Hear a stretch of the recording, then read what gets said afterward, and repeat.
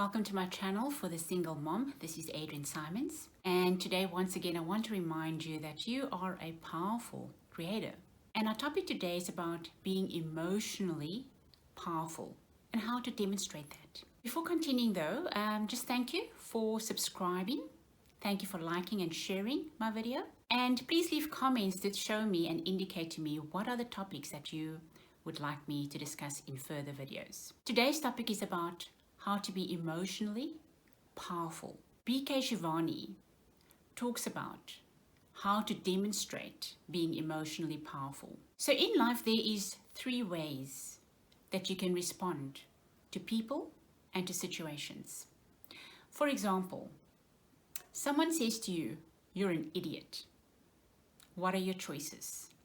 You could reflect that back to them. So they've insulted you, they have called you an idiot, and you respond or react. Mostly it's reacting. They say you're an idiot, and then you say, and you're an idiot too. The second way that you can handle this is you can absorb that energy. So they say to you, "You're an idiot." And you keep quiet, but you think to yourself, who do they think they are? And why are they saying this to me? What gives them the right to insult me? And on and on and on the mind goes. So that is you absorbing that energy. And that energy is now disturbing your mind. And you are creating thoughts that are disturbing you and making you feel bad. You are then radiating out these bad feelings. And if anyone should come up to you and ask you something, you may respond in a voice that's a voice or tone that's irritated, because this person has disturbed you emotionally. So that would be the second way that you can respond. The third way that you can respond is you can transmute this energy. How do you do that? When someone says to you, "You're an idiot," instead of just reacting, you pause. You choose how you want to respond.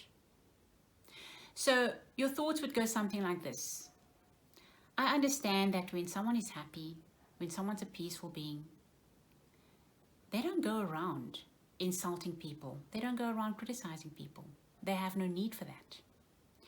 The only time that people go around insulting and criticizing people and throwing things like that, insulting people's faces, is because they are not feeling emotionally well.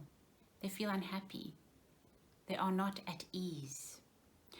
So they are actually in emotional pain. So because you have emotional power, you are able to pause and understand where they're coming from. You don't need to know the reasons why they're doing it, but you understand the bottom line is this person is emotionally unwell. You'll find that when someone is physically unwell, when they're ill, they also have this way of being short-tempered or ignoring you or indicating they don't want to speak to you now. And you think to yourself, it's okay, I understand they're not well. In the same way, we should be able to understand when someone's not emotionally well. You cannot expect them to be someone that's reasonable. You can't expect them to be happy, to be optimistic, because what they're feeling inside, they have no choice but to radiate that out. So you may feel, why must I be the one that's understanding? Why must I be the one that takes the high road? And who's the one that's asking these questions? Why? It's your ego, of course. Your ego feels hurt. Your ego is the one that feels offended. Your ego is the one that feels they need to come and apologize to me. Only the ego can be hurt or offended. Interesting. Good to know. So the reason that you want to be the one that's understanding is because when you are understanding, you are not taking personal what this person is saying to you or what anybody is saying to you or what they are doing. because you realize they are not emotionally well. And this gives you power because you do not have to let anyone disturb your emotional well-being. You don't have to continue with the belief that people can hurt you because you now understand that hurt people hurt people.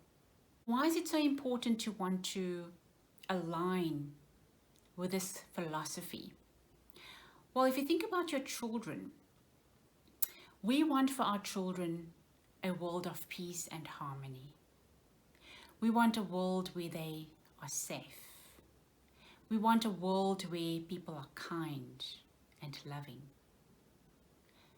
Who is it going to start with? It's not going to start with them out there. It's going to start with each of us individually. And when you are a parent, it is your responsibility to create for your child a world of peace and harmony to the extent that you can. And this is a very powerful way of being able to do that, transmuting energy. If we were all doing that, we would already now live in a world of peace and harmony. But for most of us, we are caught up in our ego. We are run by the programs of the ego. That is why it's important for us to increase our emotional power. And we do that by thinking correctly. Also understand that we live not in the external world as we think a lot of times. We live in our inner world. We live with our thoughts, and our emotions is what creates the experience of the external world. And we have all the control in the world over what goes on in our inner world. It is in our interest and our children's interest to create an inner world of peace and harmony. And you do this by realizing that you have control over the thoughts that you are creating in response to situations out there. So be mindful of how you are responding to situations. Be mindful of being in the ego and being on automatic pilot and letting the programs run you when you just react by reflecting either back to people what they give to you. You're nice to me, I'm nice to you. You are generous to me, I'm generous to you. You are friendly to me, I'm friendly to you. So I'm just reflecting back what you're giving me. You are selfish, I am selfish. You are rude, I am rude. You are disrespectful, I am disrespectful. You are violent, I am violent. Just reflecting back what the person is giving me. If we do that and continue to do that, you lose all of your beautiful qualities, your divine qualities.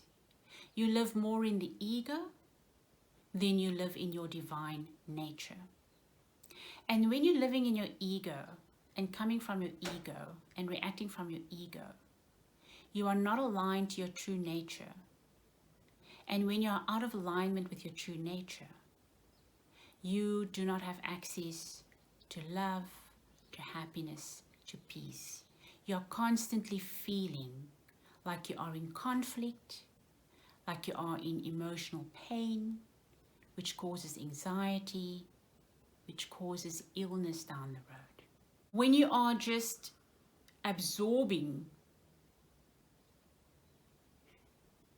what people are saying or doing, the energy of what they are saying and doing, when you are just in the role of absorbing, then what happens is, because you keep quiet and you create thoughts that hurt you, you are creating for yourself emotional pain.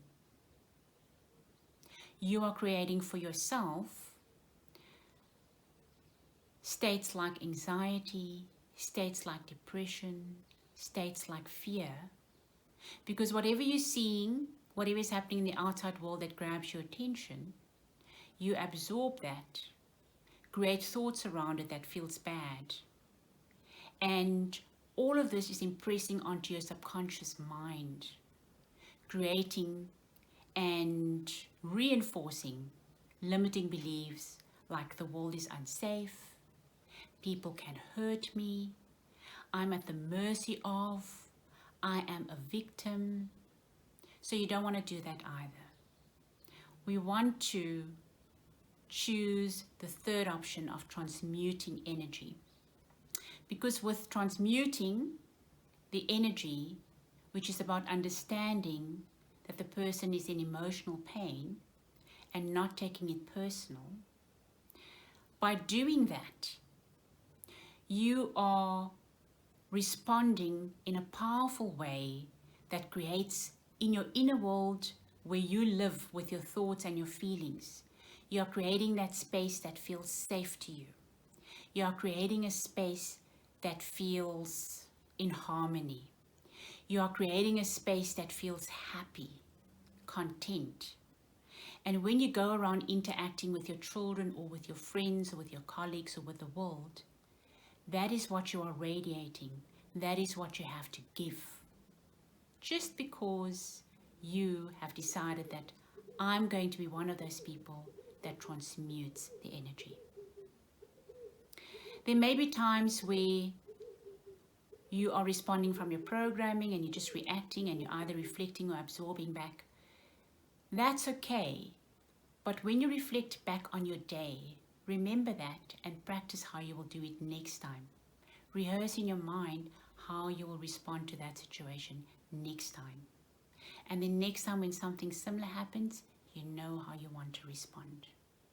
And you can practice on your children because they are the ones that are your greatest teachers. They know how to get under your skin.